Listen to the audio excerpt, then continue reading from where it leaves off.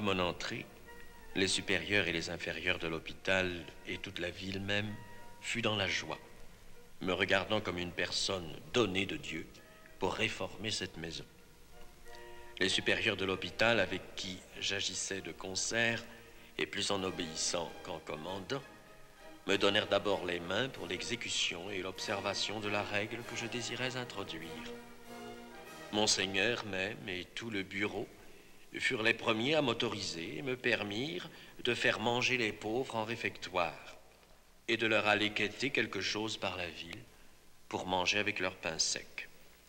Ce que je fis pendant 3 mois, non sans beaucoup de rebut et de contradictions, qui s'augmentèrent de jour à autre de telle sorte, par le moyen de monsieur l'économe et de mademoiselle la supérieure de l'hôpital, que je fus contraint d'abandonner le soin de cette table qui contribuait beaucoup au bon ordre de la maison.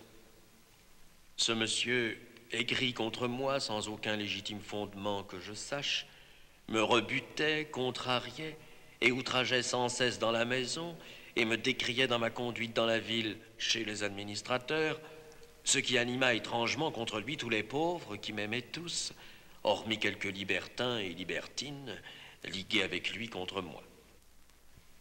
Pendant cette bourrasque, je gardais le silence et la retraite, remettant entièrement ma cause entre les mains de Dieu et n'espérant qu'en son secours, malgré les avis contraires qu'on me donnait. J'allais pour cet effet faire une retraite de 8 jours aux Jésuites. Là, je fus rempli d'une grande confiance en Dieu et en sa Sainte Mère, qui prendrait évidemment ma cause en main. Je ne fus pas trompé dans mon attente.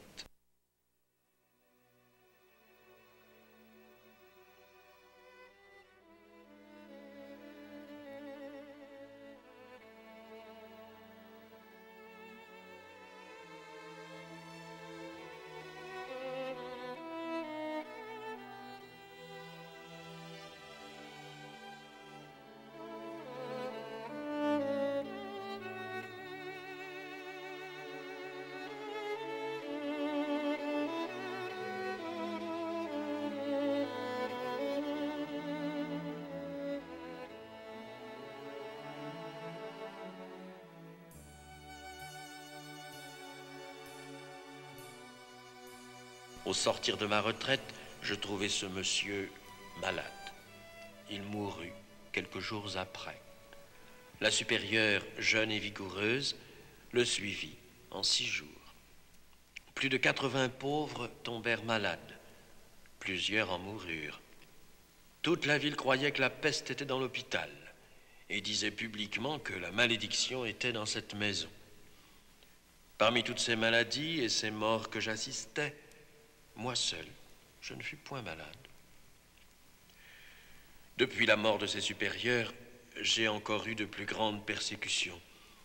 Un pauvre, élevé et orgueilleux, s'est mis dans l'hôpital à la tête de quelques libertins pour me contredire, plaidant sa cause auprès des administrateurs et me condamnant dans ma conduite parce que je leur dis hardiment, quoique doucement, leur vérité, qui sont des ivrogneries, des querelles, des scandales. Presque aucun des administrateurs ne se met en peine de punir ses vices et de corriger ses désordres intérieurs, et presque tous ne pensent qu'au bien temporel et extérieur de la maison. Il est vrai pourtant, mon cher père, que parmi tous ces troubles et contradictions, que je ne dis qu'en gros, Dieu s'est voulu servir de moi pour faire de grandes conversions dans la maison et hors de la maison. L'heure du lever, du coucher, de la prière vocale, du chapelet en commun, du réfectoire en commun, des cantiques et même de l'oraison mentale pour ceux qui le veulent, subsiste encore maintenant, malgré les contradictions.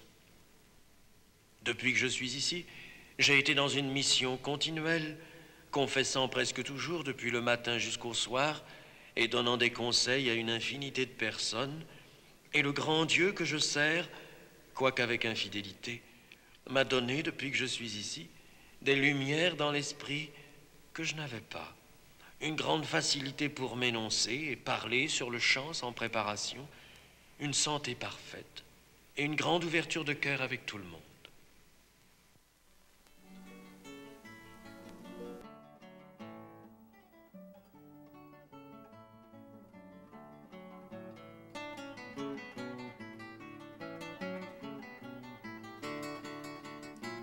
À peine arrivé à l'hôpital, Montfort a vu la tâche. Sans aucun retard, il élabore un plan et s'engage à fond.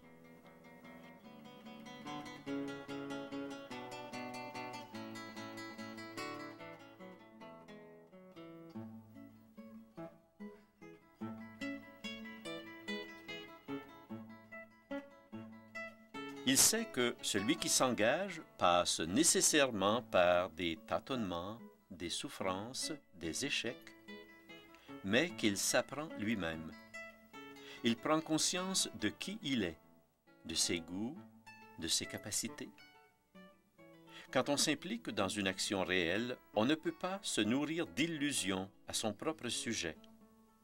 On est mis en face de ce qu'on est réellement, de ses possibilités, de ses limites. Et celui qui s'engage se salit souvent les mains, mais il apprend le réel.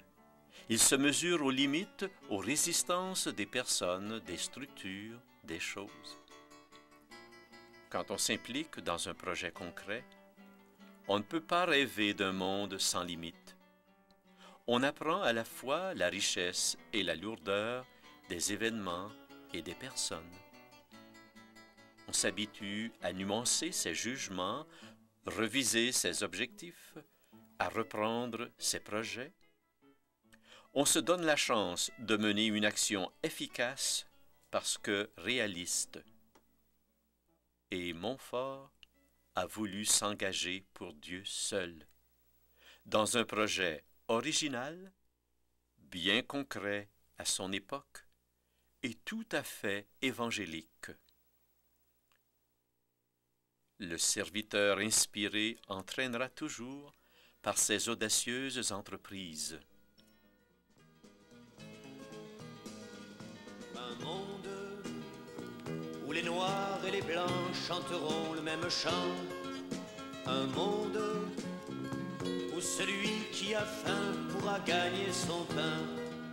Un monde où la guerre ne sera que l'histoire oubliée.